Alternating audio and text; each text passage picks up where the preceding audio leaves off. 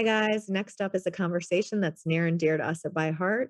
As a fully integrated baby nutrition company, we're dedicated to empowering parents with choice to give their baby the best nutrition possible. But we also recognize that not all parents have the same choices or the same options, which is why we've brought together our next speakers, Deesha, Dyer and Ron Finley, who will be talking to you about the inequalities in our food system and the food desert in this country. We're incredibly honored to have them here with us today and can't wait to hear more about their critical work to get more families better nutrition and how we can help one another and our community in this as well.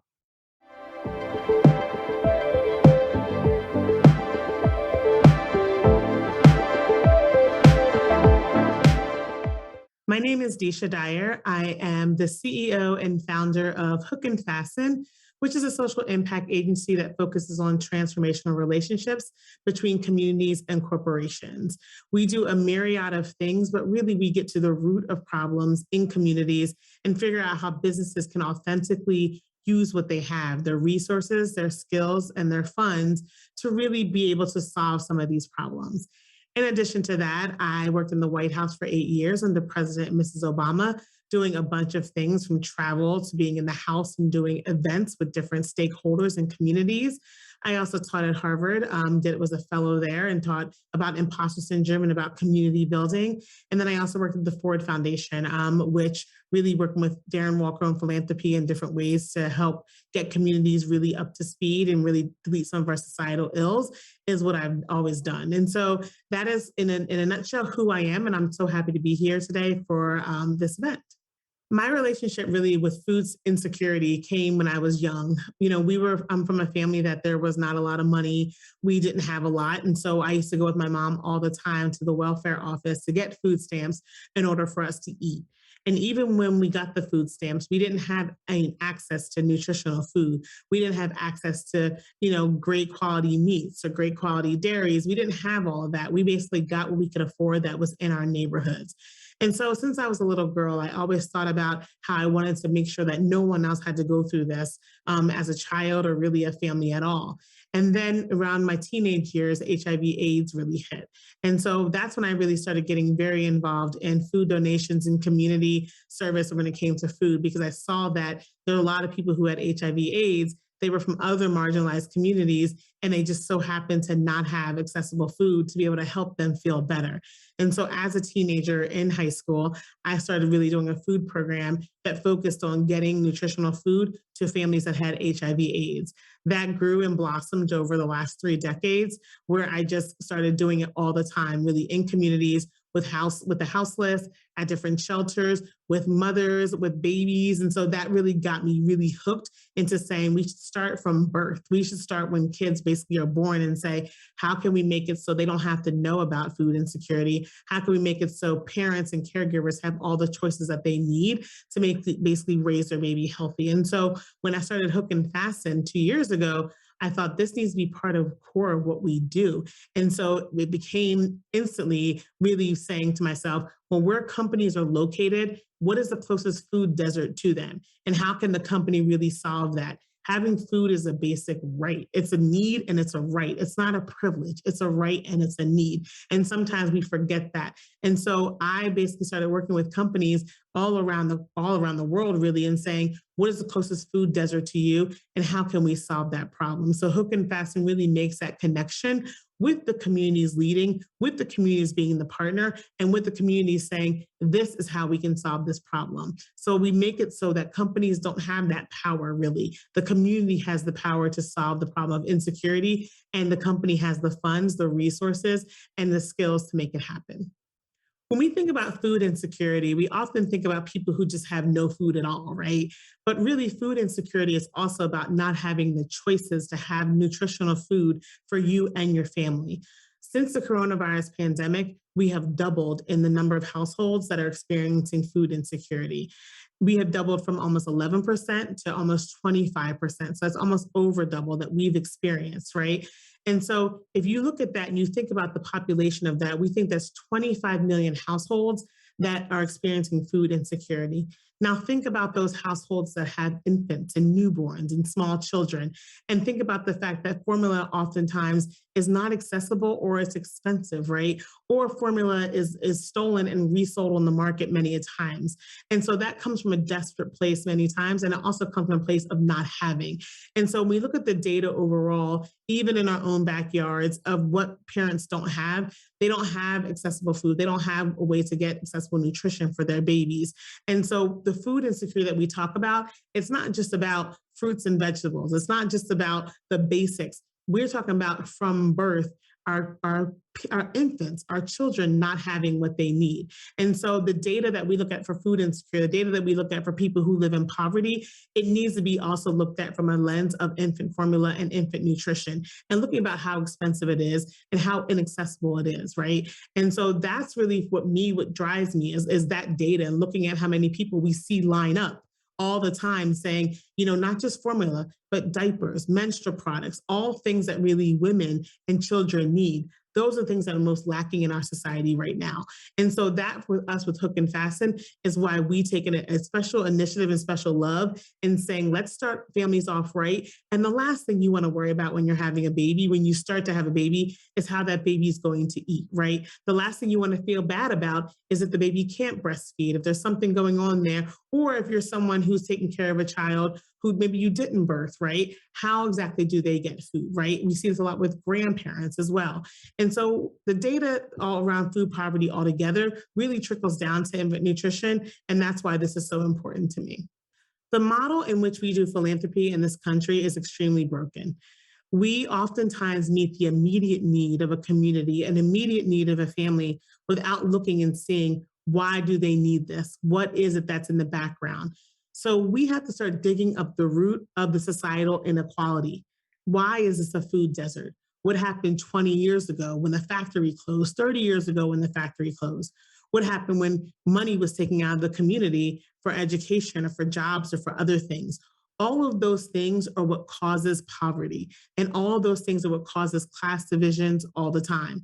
So when we think about giving, we have to look at the root of things and dig up the root, not just kind of answer the immediate need.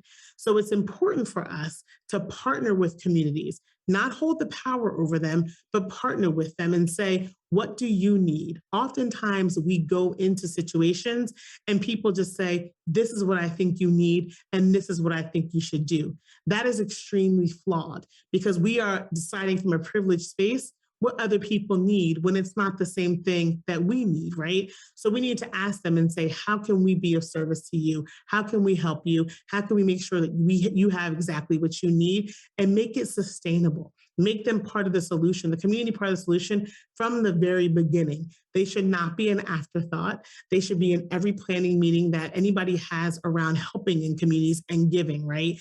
We should make sure that there's education behind that, we're helping employ them to get this done.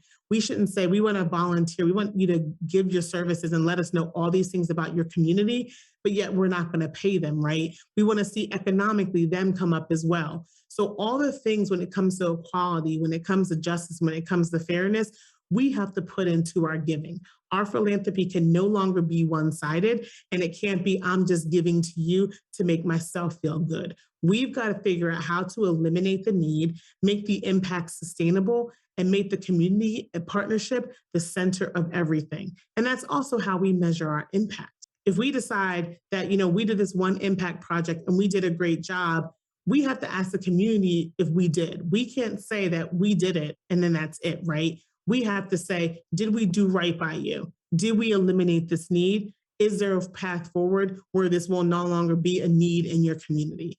And so when we approach giving, that's how we approach it, from a partnership and not a powership over communities. It's not realistic to sit here and think that as individuals, we can individually solve anything.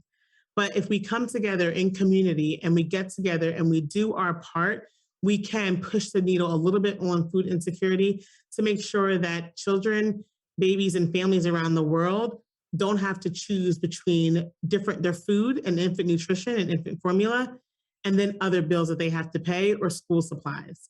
So what you could do really from here is think about the local impact that you can have. Think about the organizations that you see day in, day out fundraising. how to meet immediate needs right in the community, and see how you can help them. Maybe it's not money if you don't have money, but maybe you have resources. Maybe you have a great network. Maybe you have skills that you can lend to a nonprofit or a local organization that are working on causes close to your heart. Now, I want to encourage you to work on food insecurity because, again, food is a right and it's a need. It's not a privilege, and we shouldn't treat it as such. But if that's not your calling at this moment, then think about what is. What is really important to you? And how can we make it so we eliminate societal ill wills across the nation and across the world? It takes all of us to do it, but it doesn't take a million followers. It doesn't take heavy influence. It doesn't take a lot of money. It really takes our need to know and to see that something needs, it has to be done, and it has to be done today. And so my call to action to you is to find what that is that moves you and go after it. We'd like you on the food insecurity team, but if not, then I trust you'll find something else that moves you.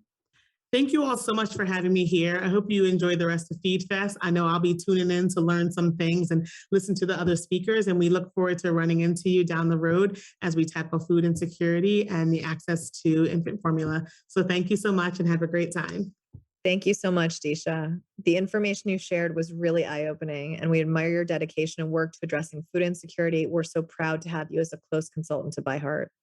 Joining us next from his garden in Los Angeles is Ron Finley, here to tell us about how he's working to address food insecurity inside the community. Hello, I'm Ron Finley, also known as the Gangster Gardener. Why? Because gardening is gangster. Grew up in South Central Los Angeles, and there was no healthy food to be had. But when I grew up, back in the 1800s, we didn't know the difference because there wasn't organic food. Food was organic.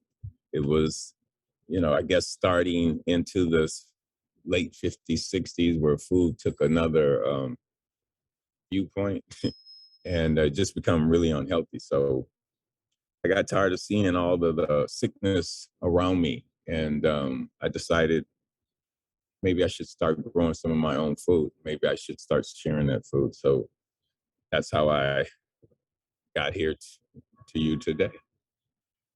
I created the Ron Finlay Project basically out of a need to change my community. I had a small goal that I wanted to change the food system around the world because I have this idea that maybe your food should heal you and not kill you. And all the food around us, it's killing people.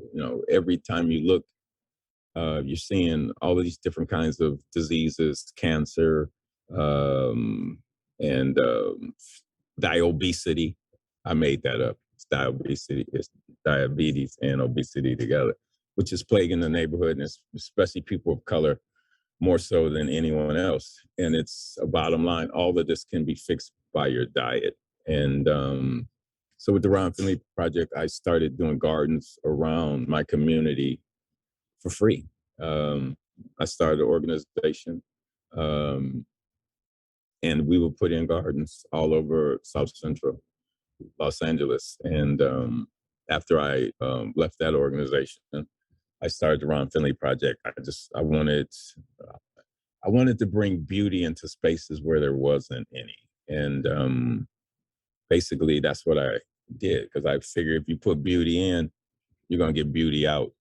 If you put health in, you're going to get healthy, vibrant communities out. And that's what I wanted to do. I want kids to know the difference between a bag of Takis, or whatever they want to call them, and a fresh apple.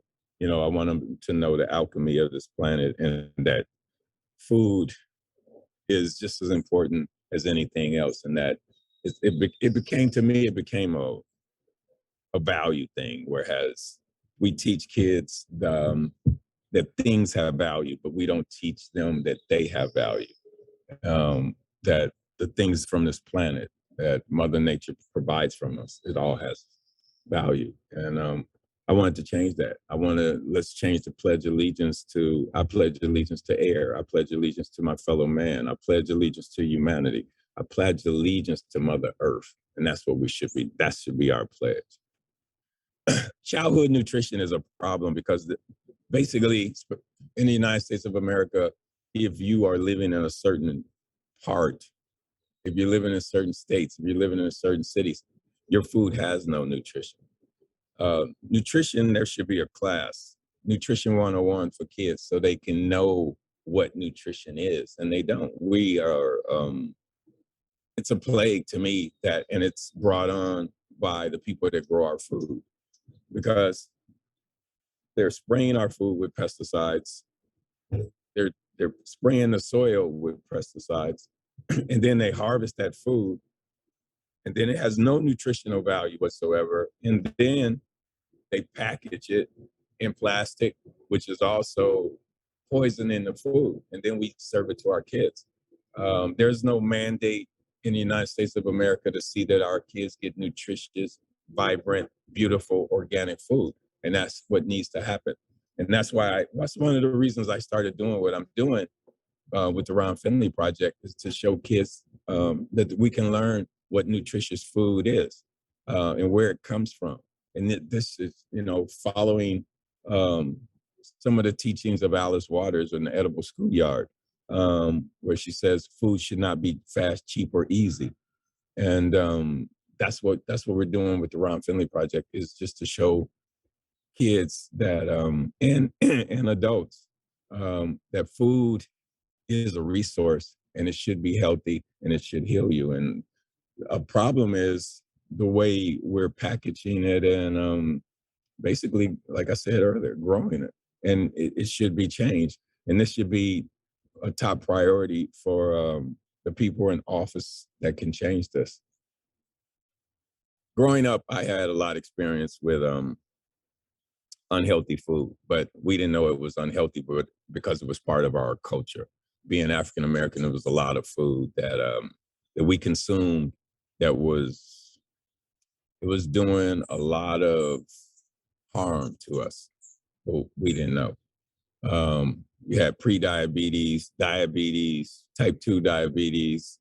We got childhood diabetes, and a lot of it was related to the food, and not just the food, the environment that you live in. And people forget about that part of nutrition, that the place that you live in affects your health. But we got to get to a place where we can fix this, because most of these diseases is diet. And a lot of people have found that when you change your diet, you change your life to the better. And that's what we're doing here, is showing people the difference. I mean, I've dealt with people with mental illness, chronic illnesses, and obesity. I've seen it, and it's sad. And that was one of the points that we started the Ron Finley Project, because you had mental illness, you had alcoholism, you had drug addiction, and then you had the food. So there's nothing literally that's going in your body that's making you healthy. And so a child sees this, and they think that this is the normal. They don't see this as being something that's going to keep them sick and unhealthy. So we do a lot of advocacy work. We do workshops to show kids what healthy food is, because once you get a child, give them a seed and they put it in the ground, and they see this thing grow. They see the alchemy and the magic of this planet, and they also see that they have a purpose. Whereas you get a child that does that, and all of a sudden they got a carrot that they planted this little teeny seed, and they're like, I made this. And it's like, you're right. You can't take that from them. But we're not sharing that experience enough with children, to show them that they are a resource, and that soil is a resource, and that these seeds are resources, and that with these resources, they can make not only their lives better, but they can make the whole planet better. So we're dealing with ADD with kids, and a lot of it is from the chemicals that they're putting in these foods. that they're eating. So let's show them how to grow their own food organically. And that's what we're doing. There's tons of ways that you can inspire your kids. Even if you haven't had your kid yet, say you're pregnant, say you're planning on having a kid, I think it starts with you. It starts with your actions. It starts with what you eat, what you put in your body. If you eat healthy, you're going to have a healthy child. When that child is born, you show them the difference between healthy and unhealthy, or just show them healthy. But I think what you should do is show them what's not healthy and what is healthy. And a lot of people don't do that. A lot of people just go one way. They only show kids healthy. No, I think you have to show them the bad and the good. And once you have this child, I think I've seen this, that if you start that child early on in the garden, it's going to change their life, because they're going to understand where food comes from. They're going to understand that it just doesn't show up at the store. They're going to understand the true cost of food. They're going to see it as a resource and not just something that's there to put in their mouth. So that's up to you to teach them what a real resource is. But I think first and foremost, you got to show them that they are a resource. You got to show them that they are important. You got to show them that they have value, because that right there works with their mental health. Because a lot of kids now, they don't see themselves as having value. They think things give you value, and you got to teach them things don't give you no value. The only thing that gives you value is yourself. And if you have healthy things, if you have beauty around them, that's what they're going to have. Beauty in, beauty out. That's what you're going to get out of it. So when you start this, you should show them how to harvest their food, how to grow their food, how to cook their food. And this is something that they'll have with them for the rest of their life. And this is what's not being taught in schools. This is up to you parents to do this. Because they're not going to do it in schools. What we're advocating for right now is to have healthy, organic gardens in every school in America. And it could happen, and they should do that. The school should be in the garden, not the garden in the school. And that's where it starts. Even you preparing healthy baby foods and things like that for them, it's going to change their life. It's going to also save their life. So my call to action to all of you, and it's also a challenge. I want you to start right now, right after you get off of this video. I want you to start growing your own food. I want you to discover what having a garden is. I want you, if you never touched soil in your life, and there's tons of people that haven't because they live in apartments in different places, I want you to know the richness of soil and growing your own food, and how empowering that is. And if you see how empowering it is to you, you're going to see how empowering it is for your child. It's something that is so resourceful that we all need. So that is my challenge to you, is to go and plant a garden and have your neighbors do it, and you do it with them, because if you do it collectively, you're going to change the world. Because remember, if we grow together, we grow together. And that's what we need right now. We all need to grow together. So that's my challenge to you. I'd like to thank all you guys for coming to Feed Fest.